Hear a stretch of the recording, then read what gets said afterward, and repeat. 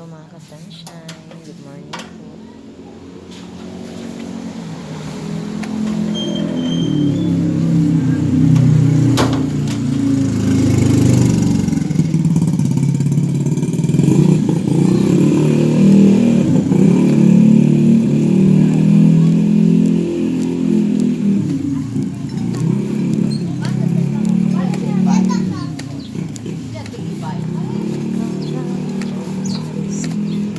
Ang magdadaydo kung sino ba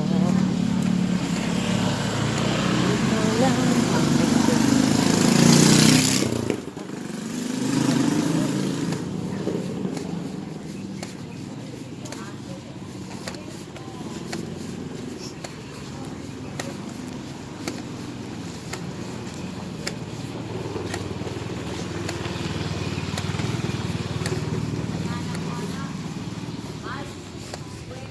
tayo po ay maglalakad papuntang trabaho.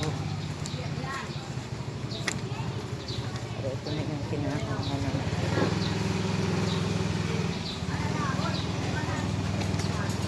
Nagigiliwan sa umaga pag maglalakad. Kasi naman may content tayo mga ka-sunshine.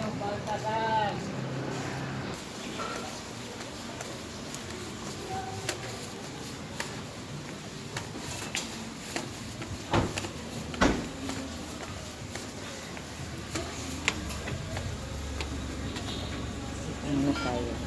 Thank you. You're welcome. Morning, teacher, and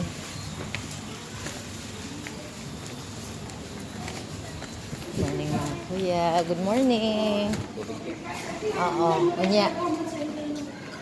Very good. Romans 16 yun ha? Yes.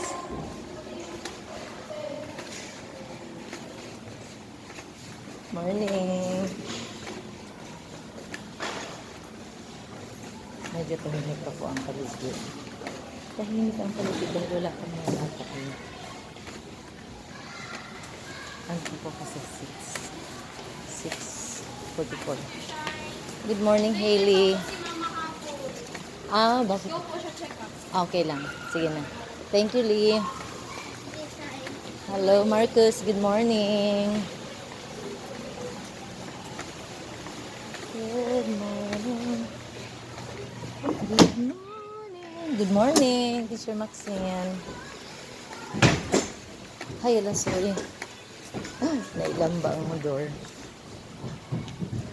Hi, dyan muna kayo. Lapag muna.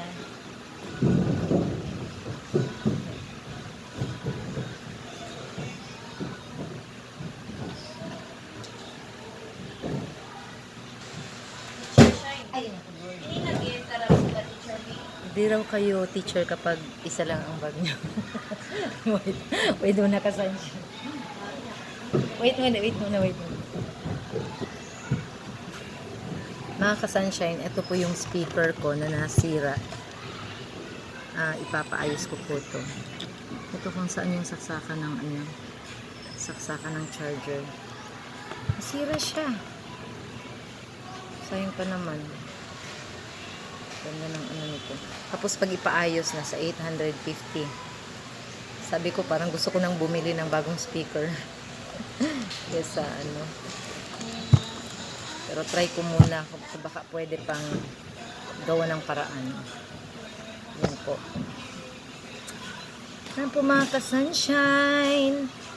Thank you po for watching my video till the end.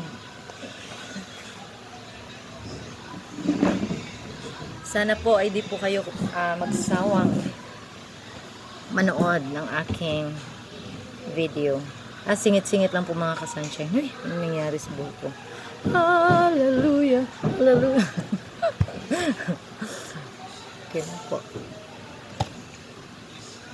Thought for the day. Sinabi dito sa 1 Corinthians 13:13. And now, these three remain: faith, hope, and love. But the greatest of this is love. Kaya mga ka-sunshine, at sinabi nga, this is by Anonymous, to feel rich, count all the things you have that money cannot buy. So, may mga blessings tayo na hindi material na bagay, kundi may mga blessings din tayo na natatanggap, which is hindi ma-measure ng hindi nabibili ng pera, yung peace, di ba? Yung peace of mind, yung lakas natin, yung paningin natin, yung ating kalakasan, yung strength natin every day. Yung makakagising ka sa umaga na walang nararamdaman. So those are the blessings.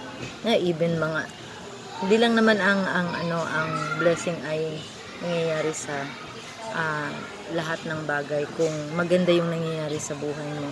Sometimes may mga blessing din in disguise na minsan yung iba ayaw magkasakit, ayaw magkaroon ng problema.